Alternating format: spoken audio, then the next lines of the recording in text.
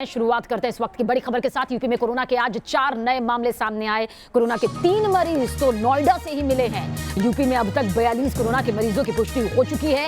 UP के CM Yogi Adityanath ने cabinet की बैठक भी की। कैबिनेट की बैठक में 1-1 मीटर की दूरी पर बैठे सभी मंत्री इस तरह से नजर आई। कुछ ये तस्वीर, वो तस्वीर भी कोशिश करेंगे आप तक रखने की। लेकिन यूपी में अब तक 42 कोरोना के मरीजों की पुष्टि हो चुकी है, जिसमें से सबसे ज्यादा नोएडा से ही सामने आए हैं।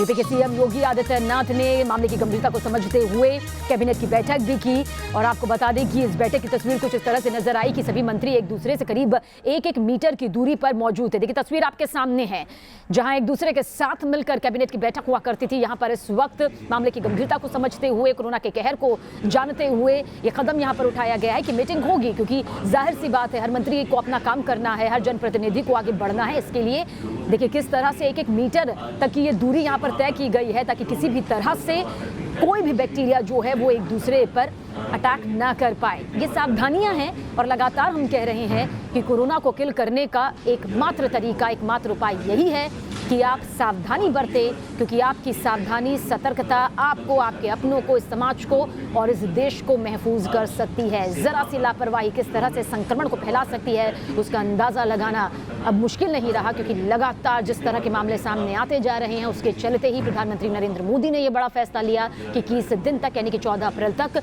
पूरे देश को लॉकडाउन यहाँ पर किया जाएगा। पैनिक होने की जरूरत नहीं है। जरूरी सामानों की जो दुकानें हैं वो खुली हुई हैं, किसी तरह से दिक्कत नहीं होगी। 2 तस्वीर इस वक्त आपके सामने मौजूद है।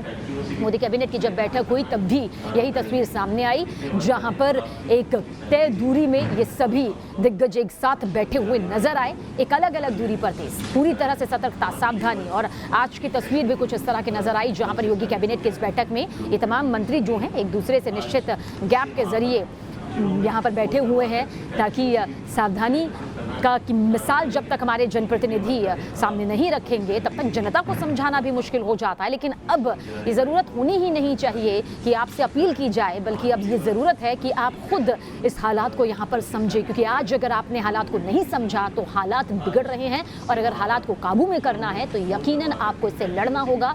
और ये मुहिम हम तभी जीत पाएंगे जब आप ये समझ पाएंगे कि घर के अंदर रहना बेहद ज़रूरी है। और लॉकडाउन का मतलब ये बिल्कुल नहीं है कि आपको कैद किया गया है, बल्कि आपको